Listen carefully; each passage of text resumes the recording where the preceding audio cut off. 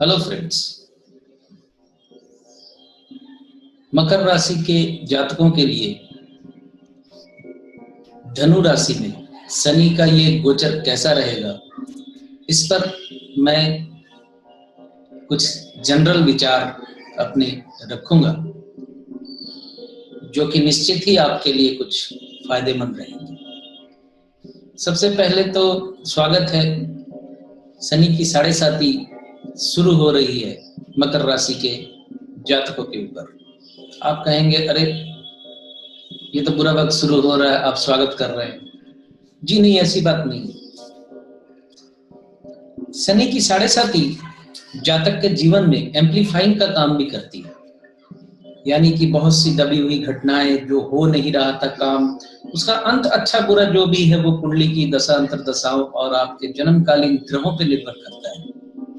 लेकिन शनि की 7.5 अच्छा और बुरा दोनों उथल पुथल कर देती है।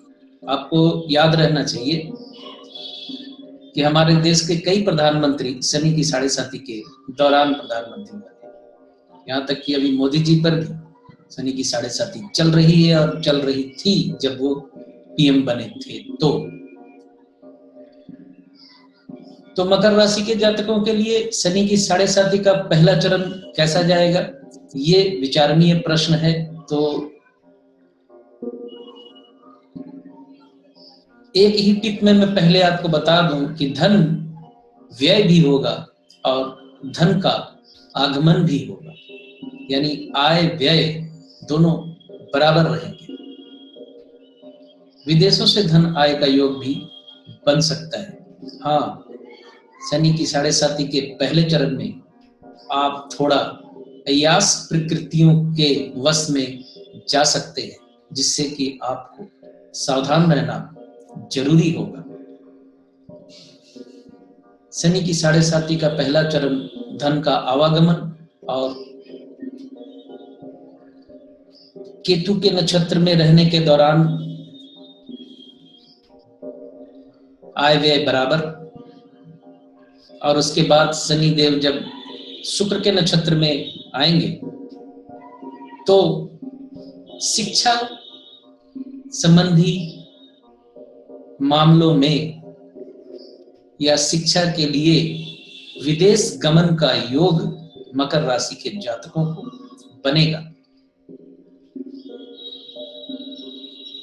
विदेश में कर्मरत या विदेश में कर्म के लिए प्रस्थान करने का योग भी मकर राशि के जातकों के लिए बनेगा। मान सम्मान की वृद्धि होगी, इंटेलिजेंस लेवल ग्रो अप करेगा।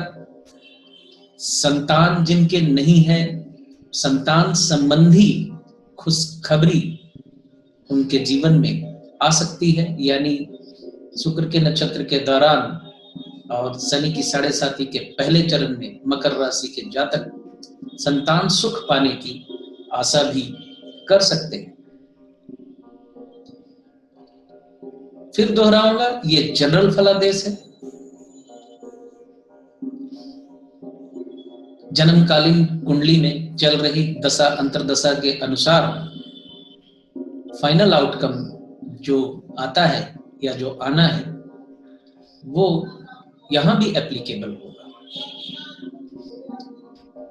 शनि का सूर्य के नक्षत्र में विचरण सब कुछ स्टक कर देगा कुछ देर के लिए, यानी हर काम में बाधा का आपको सामना करना पड़ेगा। पहला चरण शनि का जो मिलेगा धनु राशि, ऑब्स्टेकल बाधा के सम्मुखीन आप होंगे। यहां भी पिछली एक राशि में, शायद वृश्चिक में, मैंने कहा था अष्टक वर्ग में धनु राशि में आपके जन्मकालीन यानी कि शनि के भिन्नाष्टक वर्ग में जन्मकालीन बिंदु फलों के उतार चढ़ाव में अंतर लाएंगे। बिंदु ज्यादा होंगे तो नुकसान कम, बिंदु कम होगा तो नुकसान ज्यादा या लाभ कम। लाभ की स्थिति बनती है तो लाभ कम, और भावेश बल यानी सर्वाष्टक वर्ग जिसे कहते हैं वो भी ध्यान देने योग्य होगा।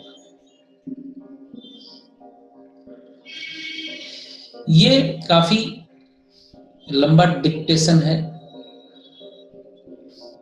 और इंडिविजुअल कुंडली में ज्यादा देर नहीं लगती समझने में, लेकिन यहां उस बात को ज्यादा तोड़ना मरोड़ना ज्योतिष के साधारण जातकों के लिए अच्छा मैं नहीं समझता। बहुत लोग समझ सकते हैं या सोच सकते हैं कि शनि के विचरण और शनि की 7.5 या ढैया इत्यादि पर भी मैं पॉजिटिव बोलता हूं ज्यादातर। तो जी हाँ, ये मेरा वे ऑफ थिंकिंग है।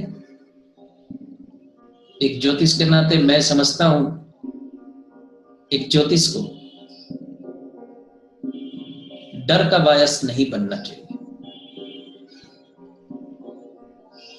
ज्योतिष डराने की चीज या ज्योतिषाचार्य डराने की चीज नहीं होनी चाहिए।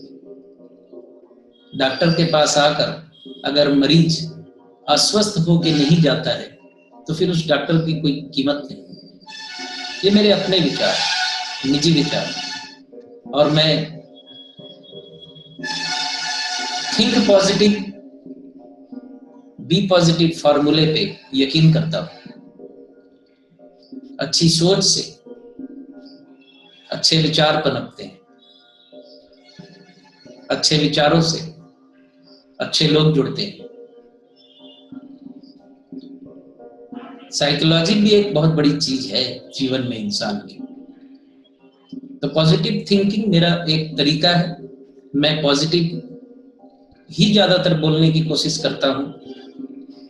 हाँ, थोड़ा बहुत नुकसान वाली स्थिति होती है तो बताता हूं, वो भी ऐसा नहीं है कि मैं एकदम ही इग्नोर कर दूं उसको। जैसे सूर्य के नक्षत्र में सब कुछ स्टक हो जाएगा, बोला मैं कि बाधा होगी।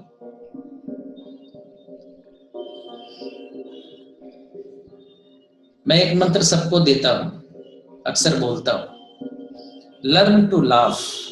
जिंदगी में हंसना सीखिए, आधी तकलीफें तो यूं ही दूर हो जाएंगी। गुनगुनाना सीखिए, संगीत से प्रेम कीजिए, गीत गाइए। चलिए मिलते हैं फिर